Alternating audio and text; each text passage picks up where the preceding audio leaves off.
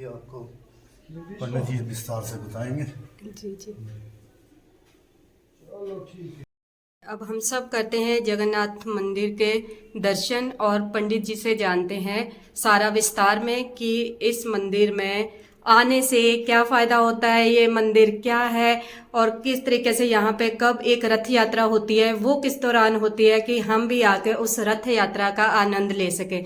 तो पंडित जी बताइए आप हमें। जय श्री जगन्नाथ जी, जय श्री राधे। जय श्री राधे। जैसा कि आपने ये प्रश्न या जिज्ञासा जाहिर की कि ये जगन्नाथ मंदिर क्या है, कैसे है, मैं आपको बताना चाहूंगा कि ये ऐतिहासिक सिद्ध विष्णु पीठ है जो पूरे विश्व भर में एक इकलौती पीठ है। कारण ये है कि यहाँ पर इस पीठ की जो स्थापना हुई है 1621 शताब्दी में हुई है और राजा महिप्रकाश ने इस पीठ की स्थापना की।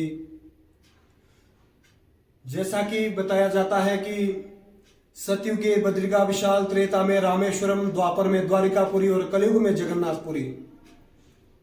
हर युग की एक पुरी हुई और हर पुरी के एक अधिष्ठाता देता हुए। जिस प्रकार सतयुग की पुरी बद्रीनाथ धाम है और वहां के बद्री विशाल जी अधिष्ठाता देता है, उसी प्रकार त्रेता युग की जो पुरी है वो रामेश्वरम है और राम जी वहां के अधिष्ठाता देता है। द्वापर युग की पूरी द्वारिकापुरी है और द्वारकाधीश जी वहां के अधिष्ठाता देता है। और कलयुग की जगन्नाथपुरी है जो उड़ीसा में विद्यमान है और वहां के जगन्नाथ जी अधिष्ठाता देता है। परंतु इस महान शहर की धरोहर ऐतिहासिक सिद्ध विष्णु पीठ के नाम से जानी जाती है। यहां पर चारों युगों के अधिष्ठाता देवता, चारों पुरिया, चारों धाम एक साथ विराजमान है। जो आप देख रहे हैं बीच में दर्शन कर रहे हैं, सतयुग के अधिष्ठाता देवता बद्री नारायण जी है। बोले बद्री विशाल भगवान की जय। और जो उनके बगल में बैठे हैं बाईं ओर त्रेता युग के अधिष्ठाता देवता प्रभु श्री राम जी। बोलिए राजा रामचंद्र सरकार की जय। और बाईं ओर बैठे हैं द्वारकाधीश जी जो द्वापर युग के अधिष्ठाता देता है। बोलिए द्वारकाधीश जी महाराज की जय। और जो आप सम्मुख देख रहे हैं ये कलयुग के अधिष्ठाता देता है श्री जगन्नाथ जी, उनके बड़े भाई बलराम जी और बहन सुभद्रा जी और बगल में सुदर्शन जी विराजमान है। ये कलयुग के अधिष्ठाता देवता है और यहाँ पर चारों युगों के अधिष्ठाता देवता का संगम है। और यहाँ की जो स्थापना है, जो यहाँ की पीठ की स्थापना है, वो संत बाबा बनवारी दास जी ने की है। और यहाँ की स्थापना अचल नहीं है, ये सचल है। उन संतों ने सचल क्यों किया? क्योंकि पूरे विश्व भर में ऐसी अनन्य पीठ कहीं नहीं है। अगर अचल प्रतिष्ठा करते तो उसी देवता की ये पीठ बनती, परंतु उन्होंने चारों धाम के अधिष्ठाता देवता को सचल रूप में रखा है। क्योंकि श्री जगन्नाथ जी वर्ष में एक बार भक्तों के बीच दर्शन देने जाते हैं, इसलिए यह ऐतिहासिक सिद्ध विष्णु पीठ अपने आप में देवभूमि में एक विशेष स्थान रखती है। और इस रियासत काल की इसकी एक विशेषता यह रही है कि संत बाबा बनवारी दास जी यहाँ पर तपस्या करते थे और जैसलमेर के राजा इधर से घूमते अखेट करते हुए जा रहे थे तो उनको यह पठार इतना मन को भाया कि क्यों ना हम यहाँ पर अपनी राजधानी या अपना नगर बसाएं, क्योंकि इसकी एक विशेषता है। यहाँ इस पठार के चारों ओर 20 किलोमीटर के दायरे में नदी बहती है।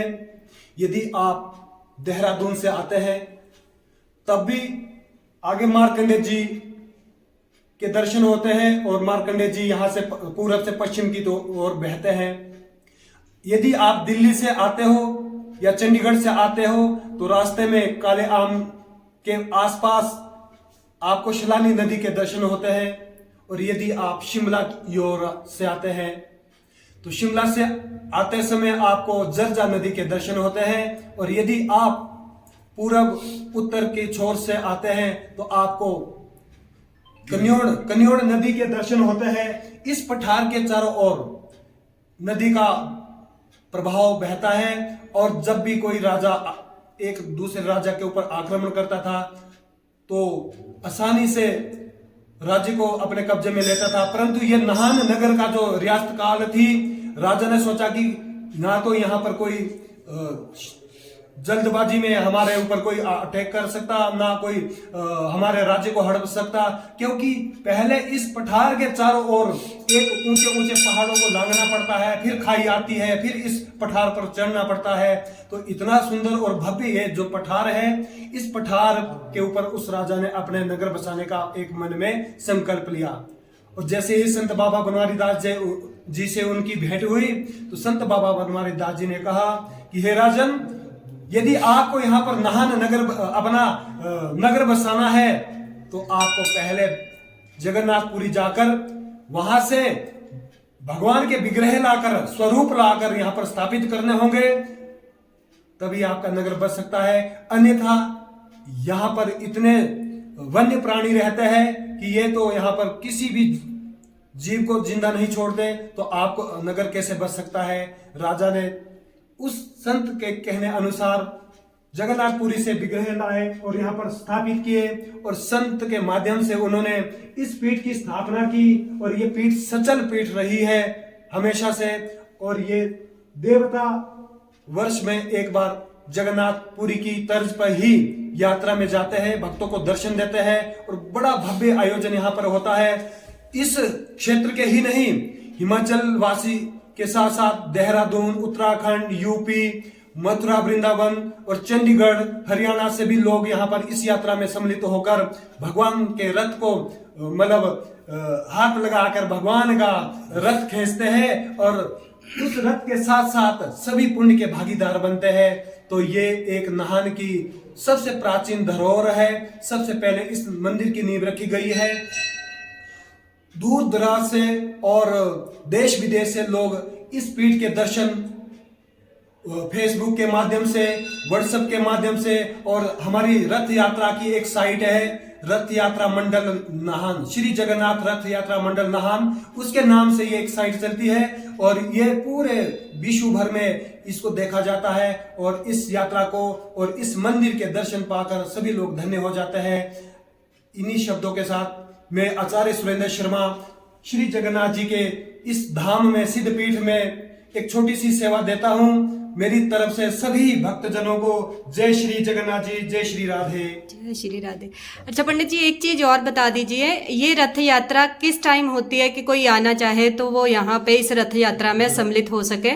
जी, जिस प्रकार आषाढ़ मास की द्वादशी तिथि को रथ यात्रा जगन्नाथपुरी में निकलती है, उसी यात्रा के, क्योंकि जगन्नाथपुरी की यात्रा 9 दिन की होती है, 9 दिवसीय भगवान भक्तों के बीच ही भ्रमण करते हैं, परंतु यहाँ की 1 दिवसीय यात्रा रहती है। और जगन्नाथ यात्रा के साथ साथ 1-2 दिन के अंतराल में जैसे ही यहाँ की व्यवस्था बनती है, जगन्नाथपुरी की तर्ज पे ही यहाँ पर भी यात्रा निकाली जाती है। और सभी भक्त जब भी आना चाहे तो ये जून जुलाई के आसपास जब संडे है रथ यात्रा जगन्नाथपुरी में होती है, उसी के दौरान जो भी रविवार यहाँ पर आता है, और रविवार को यहाँ की इस यात्रा को हम रविवार को निकालते हैं जगन्नाथ जी की। और यदि कोई आना चाहे तो जगन्नाथपुरी की रथ यात्रा के साथ साथ ही यहाँ की यात्रा निकलती है। और इन्हीं शब्दों के साथ आप सभी का स्वागत इस रथ यात्रा में। आप आइए और मेरे प्रभु के दर्शन पाइए। और ये कोई सामान्य पीठ नहीं है, ये ऐतिहासिक सिद्ध विष्णु पीठ है जो पूरे विश्व भर में एक इकलौती पीठ है। जय श्री जगन्नाथ जी।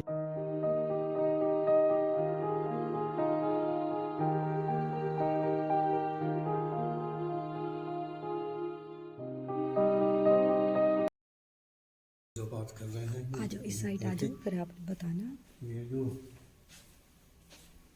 जगन्नाथ जी, सुभद्रा जी, बलदेव जी, ये जब रथ यात्रा होती है तो उस टाइम ये बाहर जाते हैं।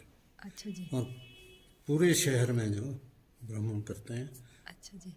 सुबह शुरू हो जाता है 8-9 बजे और शाम तक चलता है। अच्छा जी। तो जो वहाँ पे जो पुरी में जब यात्रा होती है, उसके जो नेक्स्ट जो संडे आएगा ना जी, तो उस संडे को यहाँ यात्रा होती है। जी। बाकी पंडित जी इनका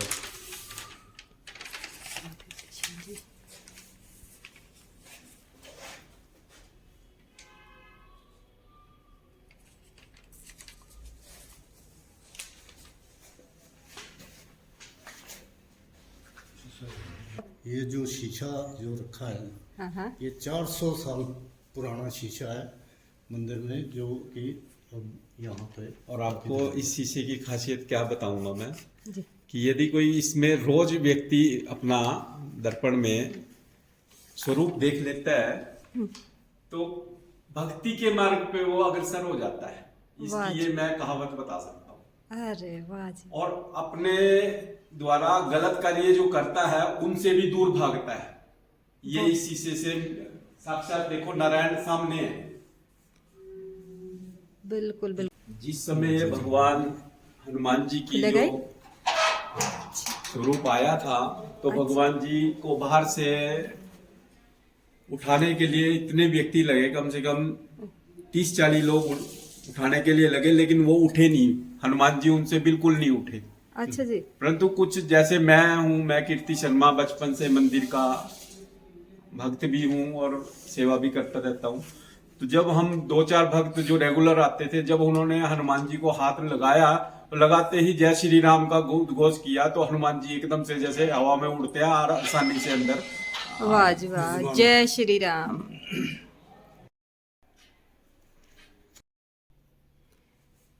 पास से ले लेते हैं हम।